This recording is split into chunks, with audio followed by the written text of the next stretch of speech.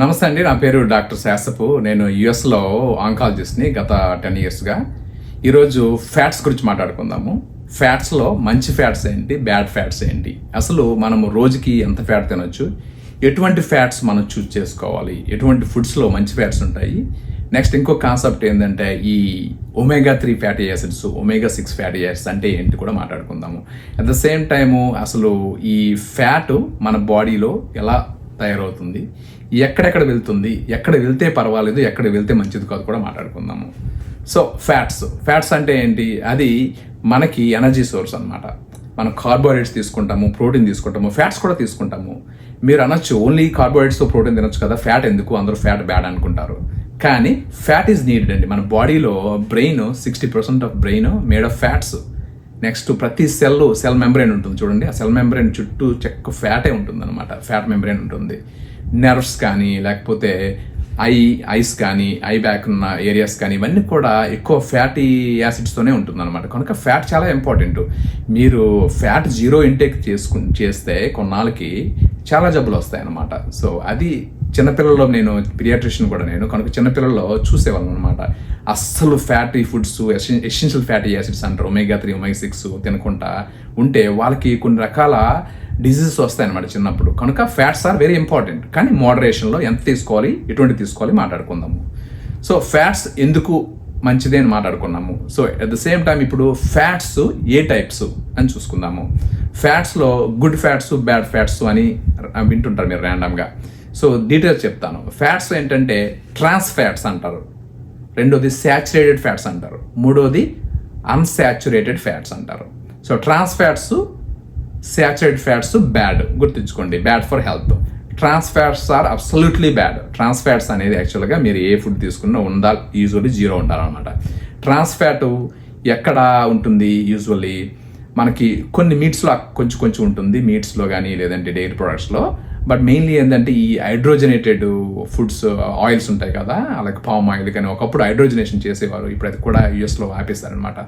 ఆ ఆయిల్ కానీ ఆయిల్తో వాడిన ఫుడ్స్ ఏమైనా ఉన్నా కూడా అవి మంచివి కాదు అనమాట. కనుక ట్రాన్స్ ఫ్యాట్స్ అనేది ఎప్పుడు మంచిది కాదు. హార్ట్ డిసీజ్ రావడానికి కానీ డయాబెటీస్ రావడానికి కానీ రిస్క్ ఉంది. కనుక ట్రాన్స్ ఫ్యాట్ కాంటెంట్ ఏ ఫుడ్లో కూడా 0 లాగా చూసుకోండి, మినిమం టు 0 చూసుకోవాలన్నమాట. Trans fats are bad, we know that. తర్వాత శాచురేటెడ్ ఫ్యాట్స్. ఈ శాచురేటెడ్ ఫ్యాట్స్ కూడా ప్రొపోర్షన్ కొంచెం తీసుకుంటే పర్వాలేదు, కానీ టూ మచ్గా తీసుకుంటే మాత్రము బ్యాడ్ కొలెస్ట్రాల్ పెరుగుతుంది, హార్ట్ అటాక్స్ వస్తాయని చెప్పేసి స్టడీస్లో తేలింది. అది అందరికీ తెలిసిందే కూడా.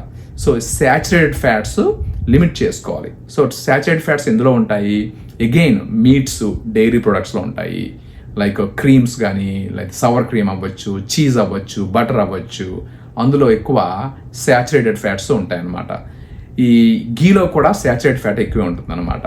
ఆల్మోస్ట్ 60% శాచురేటెడ్ ఫ్యాట్ ఉంటుంది. ఒక టేబుల్ స్పూన్ గీ తీసుకుంటే 10 grams ఆఫ్ శాచురేటెడ్ ఫ్యాట్ అందులో ఉంటుంది. సో గీ మరి మంచిదా చెడుదా అన్నారనుకుంటే ఇంకో టాపిక్ చేస్తాను. బట్ సింపుల్గా చెప్పాలంటే గీ మీరు తక్కువ అమౌంట్లో తీసుకుంటే మంచిదే అండి, ఎందుకంటే గుడ్ ఫ్యాట్స్ కూడా అందులో ఉంటాయి. కానీ శాచురేటెడ్ ఫ్యాట్ ఎక్కువ కనుక లిమిట్ చేసుకోవాలి.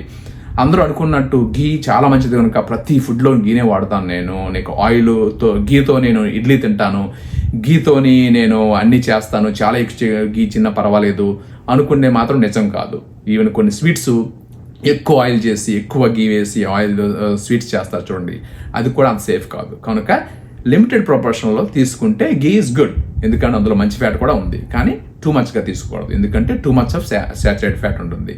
Same is true for coconut oil కానీ పామ్ ఆయిల్ కానీ, అందులో కూడా మీరు శాచురేటెడ్ ఫ్యాట్ ఎక్కువ ఉండదు కనుక బాగా లిమిట్ చేసుకోవాలి, వీలైతే అవాయిడ్ చేసుకోవాలి. అది శాచురేటెడ్ ఫ్యాట్స్.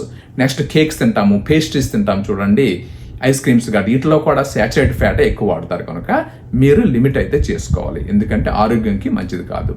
ఇప్పుడు అన్సాచురేటెడ్ ఫ్యాట్స్ గురించి మాట్లాడుకుందాము. అన్సాచురేటెడ్ ఫ్యాట్స్లో కామన్గా omega-3 fatty acids, omega-6 fatty acids అని మీరు వినే ఉంటారనమాట. ఈ omega-3 omega-6 ఈ రెండు కూడా చాలా మంచి ఫ్యాట్స్, మనకి మంచిది. ఈ రెండింటిని కలిపి పాలీ అన్సాచురేటెడ్ ఫ్యాటీ యాసిడ్స్ అంటారు, అంటే పోఫాస్ అని చెప్పేసి. అదే మోనో అన్సాచురేటెడ్ ఫ్యాట్స్ అని ఉంటాయి కదా, mono unsaturated fat, poly unsaturated fats, ఈ రెండు కలిపి కూడా అన్సాచురేటెడ్ ఫ్యాట్స్ కిందే వస్తాయి అన్నమాట. Okay, so mono unsaturated fats are also good, అది ఎక్కడ ఉంటుంది, కొన్ని మనకి సన్ఫ్లవర్ ఆయిల్లో కానీ సాఫ్లవర్ ఆయిల్ కానీ ఉంటుంది, అందులో ఉంటుంది. పీనట్ ఆయిల్లో కూడా ఉంటుంది. నెక్స్ట్ సెసమీ సీడ్స్ ఆయిల్లో కూడా మోనో అన్సాచురేటెడ్ ఫ్యాట్స్ ఉంటాయి. అవకాడో ఆయిల్ కానీ ఆలివ్ ఆయిల్ కానీ ఇవన్నీ మంచివే. అందులో మొఫా లేదంటే మోనో అన్సాచురేటెడ్ ఫ్యాటీ యాసిడ్స్ ఉంటాయి అన్నమాట. అది నెక్స్ట్ ఈ ఒమేగా 3 ఒమేగా 6 అని అన్న చూడండి, అది పోఫా కింద వస్తుందండి, poly unsaturated fatty acids. So omega 3 అనేది మాట్లాడుకుందాం. Omega 3 fatty acids are very very essential అండి. ఎందుకంటే బాడీ తయారు చేసుకోలేదు మన బాడీ, కనుక మనం బయట నుంచే మనము ఆధారపడాలి. ఎందుకంటే దాన్ని ఎసెన్షియల్ ఫ్యాటీ యాసిడ్స్ అంటారు అనమాట ఒమేగా 3ను ఒమేగా 6ని. ఒమేగా 3 ఎక్కడ ఉంటుంది, ఫిష్లో ఉంటుంది. మెయిన్లీ ఆయిలీ ఫిష్ అనమాట. ఆయిలీగా కొన్ని ఫిష్ ఉంటుంది, ఎక్కువ ఆయిల్ వచ్చినట్టు ఉంటుంది చూడండి, ఆ ఫిష్. లైక్ కొంచెం చోనలా ఉంటుంది, లేకపోతే ఈయన షార్క్ ఈజ్ నాట్ గుడ్, మీ టేక్ ఇట్ బ్యాక్. షార్క్లో టూ మచ్ మెర్క్యూరీ ఉంటుంది, కనుక ఆయిలీ ఫిష్లో అయితే ఉంటుంది, సాల్మన్లో ఉంటుంది, ఓకే, క్యాట్ ఫిష్లో కొంచెం ఉంటుంది. కనుక మీరు ఫిష్ తినే వాళ్ళు అయితే ఈ ఫిష్లో తీసుకుంటే ఒమేగా 3 ఫ్యాటీ యాసిడ్స్ చాలా ఎక్కువ ఉంటాయి అన్నమాట. మీరు ఫిష్ తినరు అనుకుంటే ఫ్లాక్స్ సీడ్ ఆయిల్లో ఉంటుంది, ఫ్లాక్స్ సీడ్స్లో ఉంటుంది, హెంప్ సీడ్స్లో ఉంటుంది, నెక్స్ట్ చియా సీడ్స్లో ఉంటుంది. అందులో కూడా ఒమేగా 3 ఫ్యాటీ యాసిడ్స్ ఉంటాయి అన్నమాట. అట్ ద సేమ్ టైం మీరు అవన్నీ ఇండియాలో అవైలబిలిటీ లేదు, లేదంటే మా దగ్గర లేదు, నేను ఫిష్ కూడా తిన్నాను అనుకుంటే సప్లిమెంట్స్ కూడా ఉంటాయి అన్నమాట ఒమేగా 3కి. ఈ ఒమేగా 3 ఎలాంటి పేరు ఉంటాడు, ఈపీఏ అంటాడు, లేదంటే డిహెచ్ఏ అంటారు. ఈ రెండు ఎమినో యాసిడ్స్ ఒమేగా 3 కింద వస్తాయి అనమాట. ఈపీఏ, డిహెచ్ఏ ఈ రెండు అనమాట. మీరు బాటిల్స్ రాసి ఉంటాయి అనమాట. ఫిష్ ఆయిల్ టాబ్లెట్స్ వాడచ్చు. ఫిష్ ఆయిల్ టాబ్లెట్స్ మీకు నచ్చదు అనుకుంటే ఫిష్ నుంచి కాకుండా ఈ సీవీడు ఆల్జీ నుంచి తీసిన ఆయిల్ కూడా ఉంటుంది. అందులో కూడా ఈ ఒమేగా 3 ఫ్యాటీ యాసిడ్స్ ఉంటాయి. కనుక అవన్నీ మీరు సప్లిమెంట్స్గా ఒక 2 grams per day వాడుకోవాలన్నమాట. అలా వాడుకుంటే ఒమేగా 3 ఎనఫ్ మీకు వస్తుంది. నెక్స్ట్ ఒమేగా 6 ఫ్యాటీ యాసిడ్స్ కూడా important. Most of us omega 6 fatty acids enough తీసుకుంటాం అనమాట. సేమ్ సాఫ్లవర్ ఆయిల్ కానీ, ఈ సన్ఫ్లవర్ ఆయిల్ కానీ, కెనోలా ఆయిల్ కానీ ఇట్లా ఉంటుంది అనమాట ఒమేగా 6. నెక్స్ట్ ఆల్మండ్స్లో ఉంటుంది, వాల్నట్స్లో ఉంటుంది, ఇలాగ నట్స్లో కూడా ఉంటుంది. So omega 6 most of us get enough. Omega 3 problem అనమాట. ఓవరాల్గా తీసుకుంటే 90%, ఆల్మోస్ట్ 95% ఆఫ్ పీపుల్కి ఎనఫ్ ఒమేగా 3 ఫ్యాటీ యాసిడ్స్ మాకు తీసుకోం మనము. Take it granted. మనకి ఎనఫ్ పర్ డేకి ఎంత కావాలనుకుని తీసుకోవట్లేదు మనము. కనుక ఆలోచించండి నేను చెప్పిన తర్వాత. ఎందుకు నేను ఇంత స్ట్రెస్ చేస్తున్నా అంటే ఈ గుడ్ ఫ్యాట్స్ ఉంటాయి చూడండి, ఈ పుఫాలు, ఈ unsaturated fats including omega 3 fatties, omega 6 హెల్త్కి చాలా బెనిఫిట్స్ ఉన్నాయన్నమాట.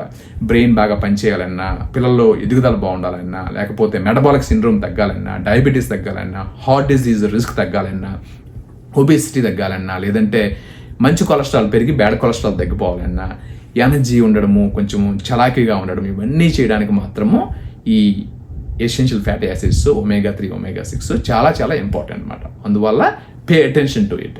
ఇప్పుడు ఇంకొక ఫైనల్ కాన్సెప్ట్ ఏంటంటే ఈ ఫ్యాట్ స్టోరేజ్. మన బాడీ మనము ఏం చేస్తాము, మోస్ట్ ఆఫ్ ద ఫ్యాట్ మనం డైట్ నుంచి రాదండి మనకి, ఆయిల్ పక్కన పెట్టుకుంటే. యాక్చువల్గా బాడీ ఏం చేస్తుందంటే ఎక్కువ క్యాలరీస్ మీరు తీసుకుంటే కార్బోహైడ్రేట్స్ కింద, ఎస్పెషల్ రిఫైన్డ్ షుగర్ కింద తీసుకోవాలనుకుంటే, లైక్ రైస్ అవ్వచ్చు, వీట్ అవ్వచ్చు, ఇంక స్వీట్స్ అవ్వచ్చు, ఈ ఎక్స్ట్రా క్యాలరీస్ షుగర్ తీసుకున్న తర్వాత బాడీకి కొంచెం కెపాసిటీ ఉంటుందన్నమాట. అది గ్లైకోజన్గా స్టోర్ చేయడానికి లివర్లో నుండి మజిల్స్లోని. తర్వాత ఏమవుతుంది, ఫ్యాట్గా మారిపోతుంది. మీకు చెప్పిందే. ఆ ఫ్యాట్ ఎక్కడికి వెళ్తుంది, నార్మల్గా సబ్క్యూటేనియస్ టిష్యూస్ అంటే జస్ట్ స్కిన్ కింద, లేదంటే ఈ థైస్లోనికి, షోల్డర్లోకి, లెగ్స్లోకి వెళ్తే పర్వాలేదు. దాన్ని ఏమంటారు, సబ్క్యూటేనియస్ ఫ్యాట్ అంటారు. ఎందుకంటే దాని నుంచి మళ్ళీ అవసరం వచ్చినప్పుడు మనకి బర్న్ అయ్యి ఎనర్జీగా మారడం ఈజీ.